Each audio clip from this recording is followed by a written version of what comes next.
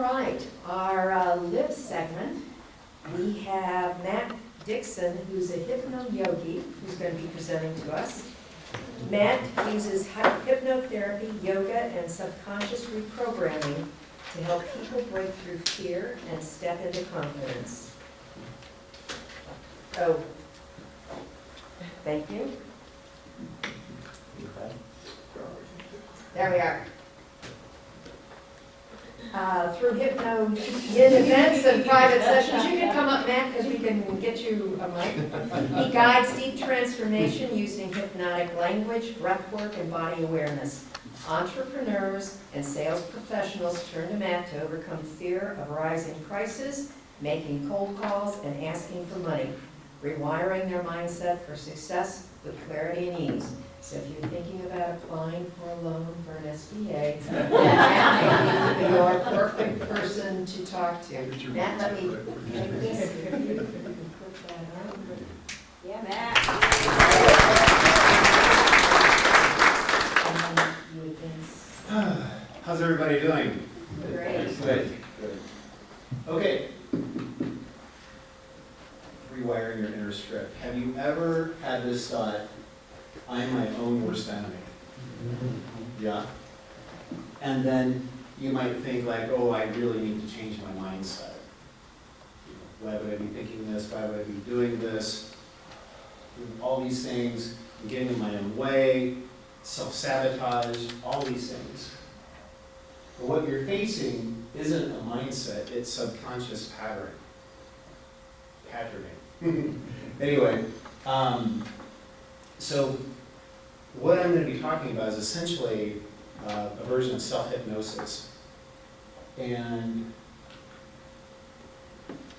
we'll learn how to hack your self-talk, rewire your old patterns, and turn your subconscious into your biggest ally. Okay, beat your subconscious. It runs nearly all of your behaviors. It's not logical. And it always acts in what it believes is your best interest. It wants to protect your agency, it wants to keep you safe, it wants to keep you comfortable. It doesn't like discomfort, it doesn't like risk. Okay, so imagine a 4-year-old with a 400 IQ. Okay, so the subconscious is like a 4-year-old. Now, this 4-year-old has a 400 IQ. It runs everything, but it's still incapable of logic. It's still incapable of being critical. And one of the coolest things about 4-year-olds or toddlers in general, I think, is that anytime you ask them a question, whatever you ask them, they have an answer. Because they don't have any sense of critical judgment of like, is this an inappropriate answer? Is it, not a very smart answer? In fact, I remember one time, my nephew, who, when he was 4, he's in his 40s now, but I was looking at an old picture of myself when I had bangs.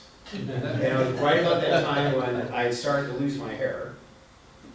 And, bangs were no longer an option for me. I still had lots of hair, oddly enough, at the time. I didn't think I did. But I remember saying, oh, I wish I had bangs. And I was just thinking, if I had that much hair, I would do something with it, right? And then my nephew said, if you want bangs, eat bullets.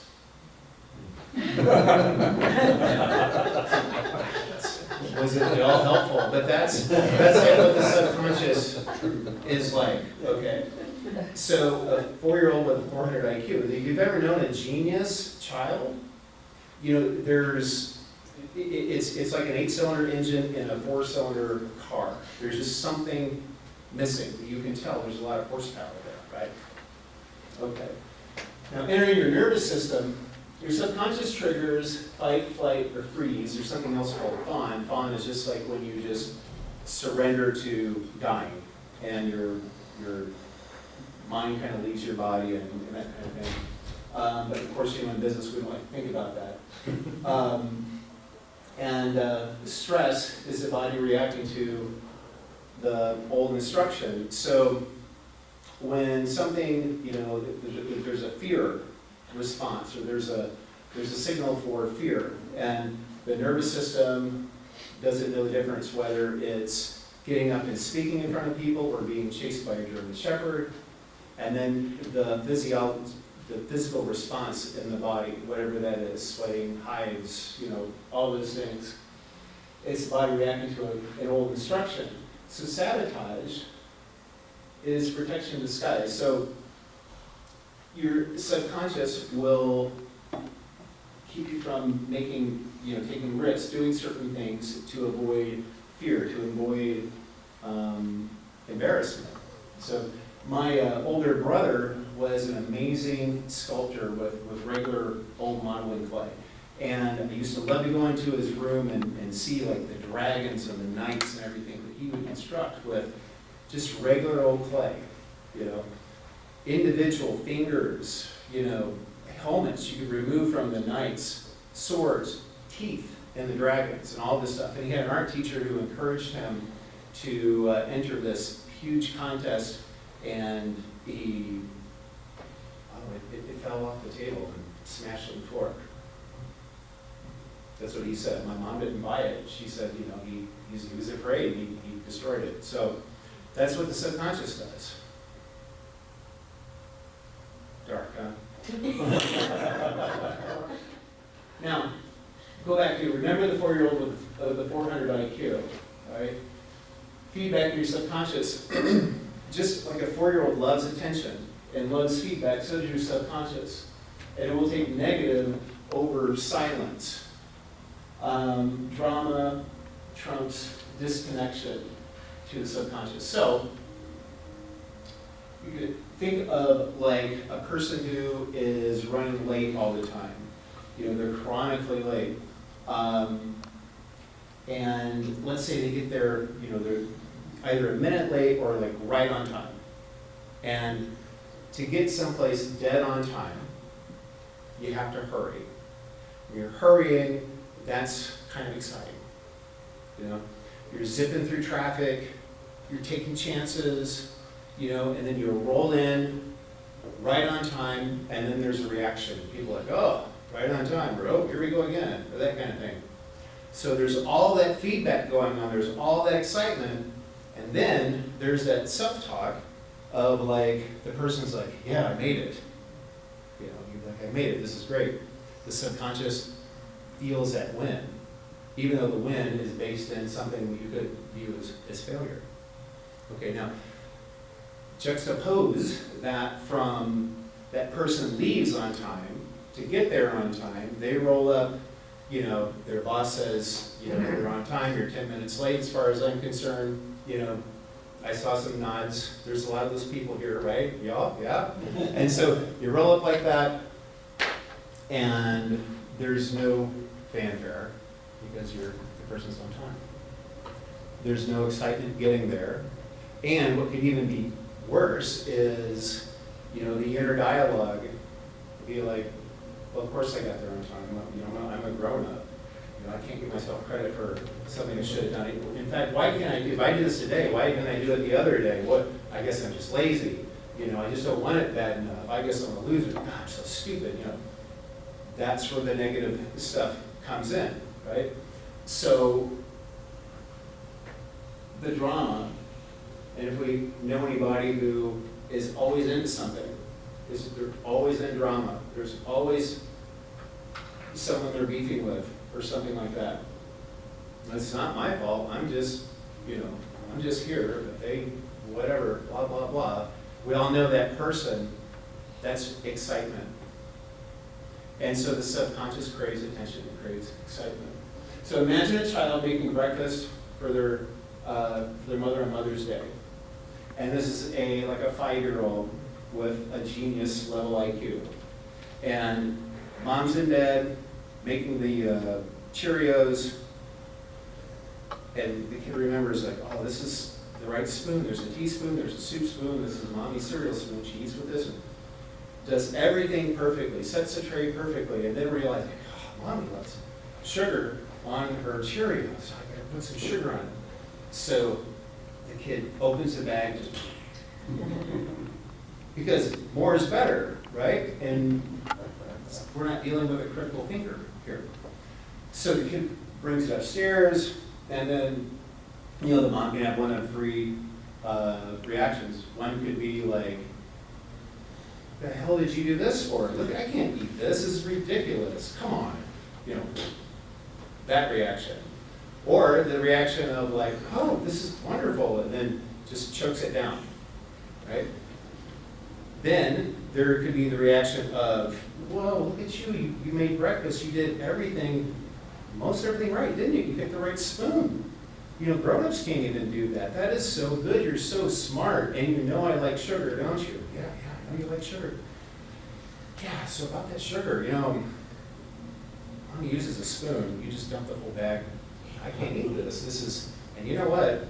I was going to make cookies today, and I can't make cookies today because now there's no sugar. So we're going to have to go to the store to get sugar, and, you know, maybe you should work off the sugar, so to speak, and kind of pay for it. And then, well, you know, constructively and praising, and then, do you see the difference?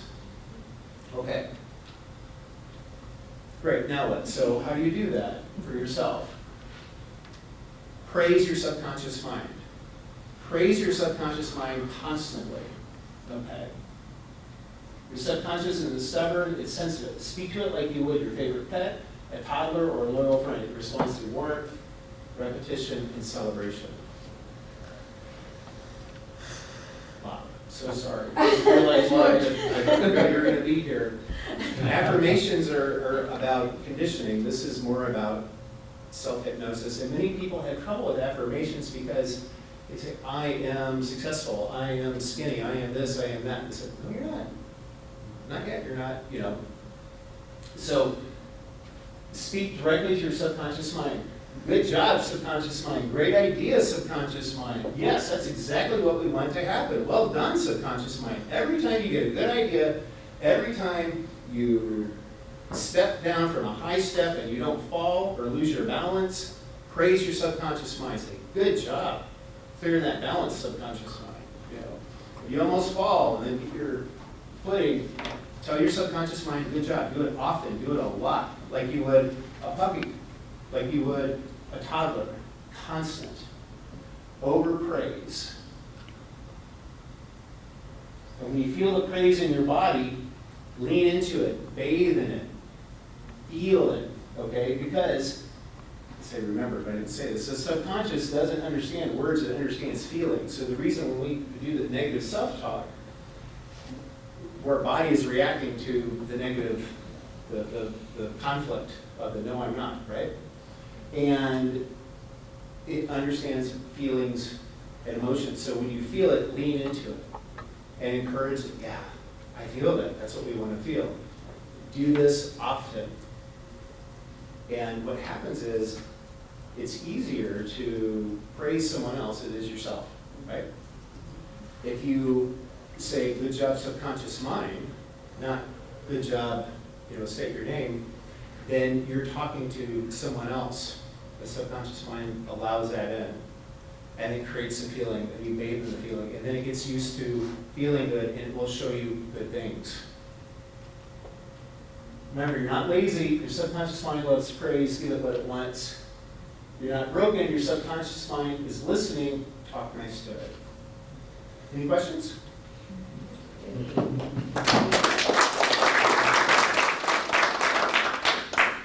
What about the form of the sentence?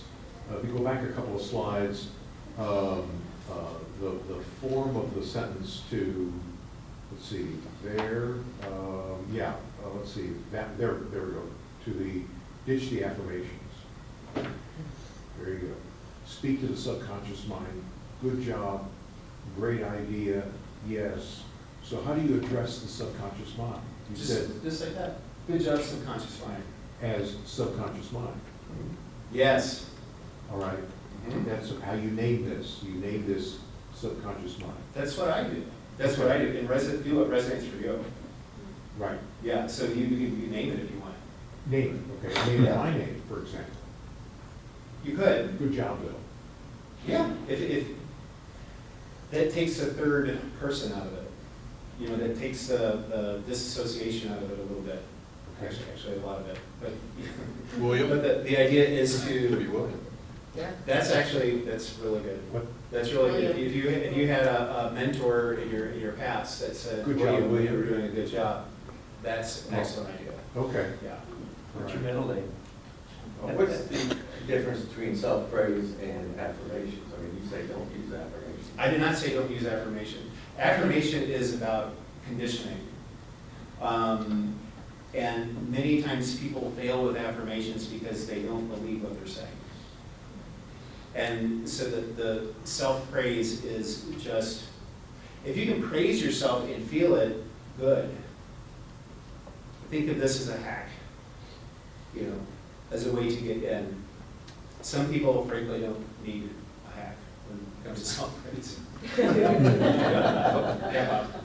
Being that affirmations is my jam, I would say I am affirmations are not the only type of affirmations. Anything that where you're speaking a positive message to yourself, they can be worded in many different ways. I would say that even saying good job, subconscious mind, is an affirmation, just a differently worded one, like Bill was saying. So yeah, word it in a way that's going to make you feel good, not feel like, oh, this is not true. Yeah. I agree. I was thinking I was going to be provocative. Then I was on my way here, and I'm like, oh, crap. Oh, just remember. And then, like, I said, I hear it a lot. I know what you're saying. Yeah.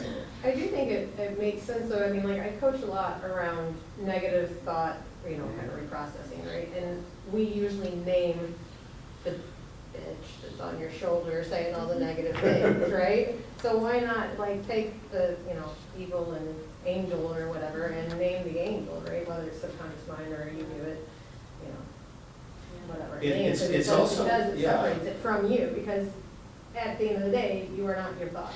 Yeah, it's also fun. Yeah. It's fun to do it, and if you talk to your subconscious like you would a puppy, who does their presentation so good? Who does their present? Yes, you do, subconscious mind. Yes, you do. You did that so good. See how that's making you laugh?